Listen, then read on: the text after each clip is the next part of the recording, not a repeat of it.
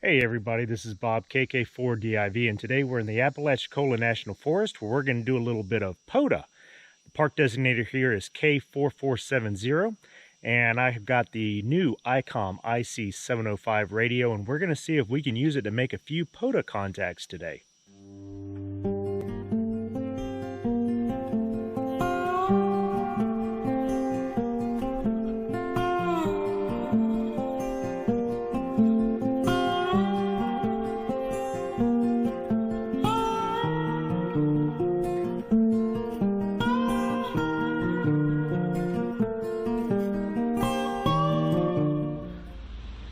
I got a later start today than I would have liked.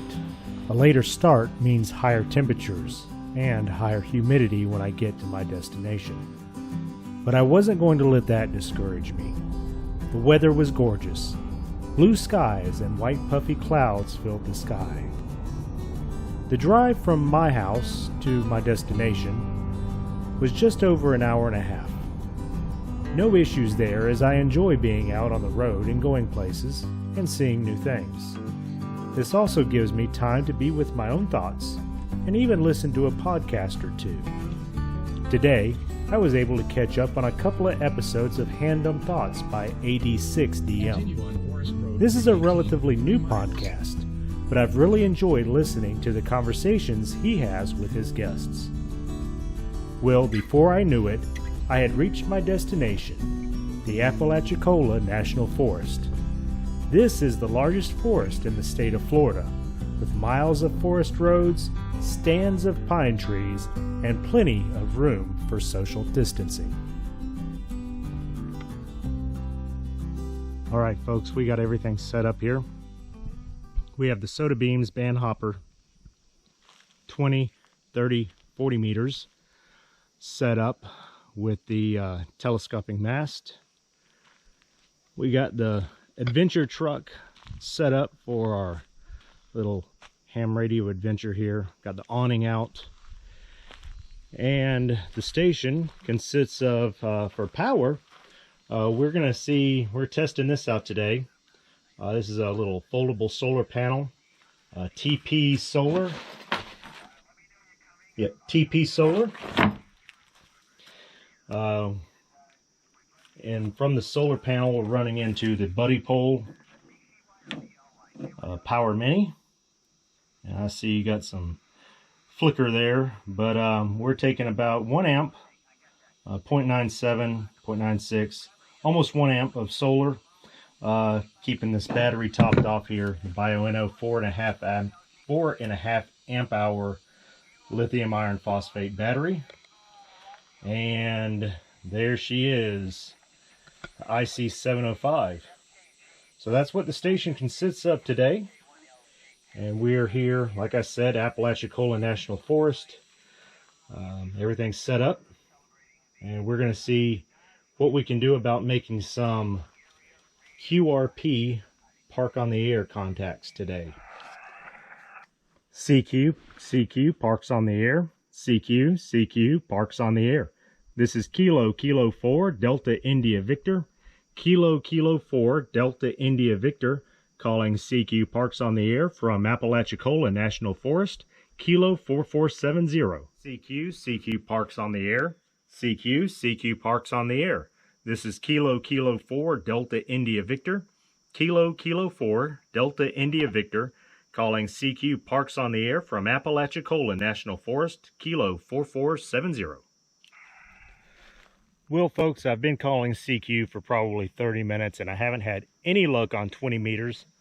So I just dropped the mast and I linked everything up. So we're going to be on 40 meters now using the Soda Beams band hopper link dipole. So we're going to see if we can get anything on 40 meters. I hear some folks out there.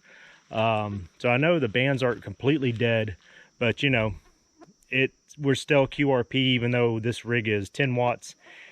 And sometimes QRP just isn't quite enough, but that is the challenge, and that's what I enjoy about QRP.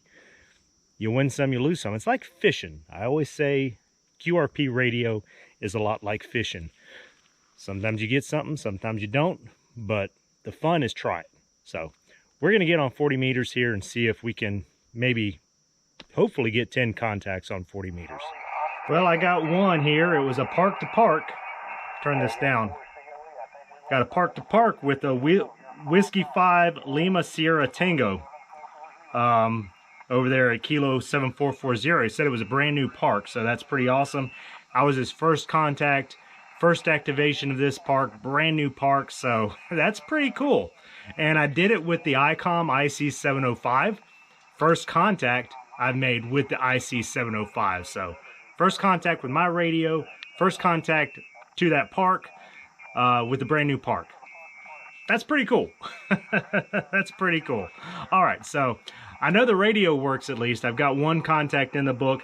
I need 9 more to activate Apalachicola National Forest. So let's see what we can do. Victor, Kilo 4, Delta India Victor, calling CQ Parks on the air from Apalachicola National Forest, Kilo 4470. Go ahead, park to park.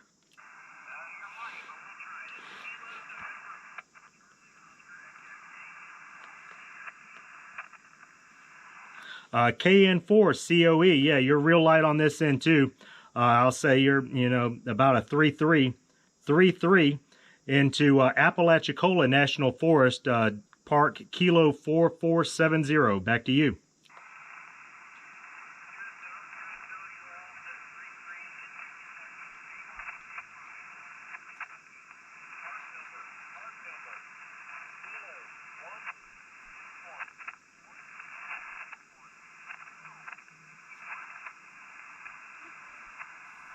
All right, I think I copied State of Kentucky, Park 1261.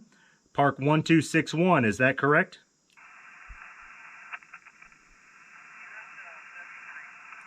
All right, 7-3, thank you for the park to park. Let's see, all right, thank you. I saw this little guy running across the ground. Well, actually it's a girl. More about that in a minute. We always called these cow killers when we were growing up. It's also called the red velvet ant, and actually, it's not an ant at all, but a species of wasp. The females are wingless and can pack quite the sting. That's how I knew it was a female, see it running across the ground. They say they get the cow killer moniker because their sting could kill a cow. It can't, but it might seem like it would if you were to get stung by one.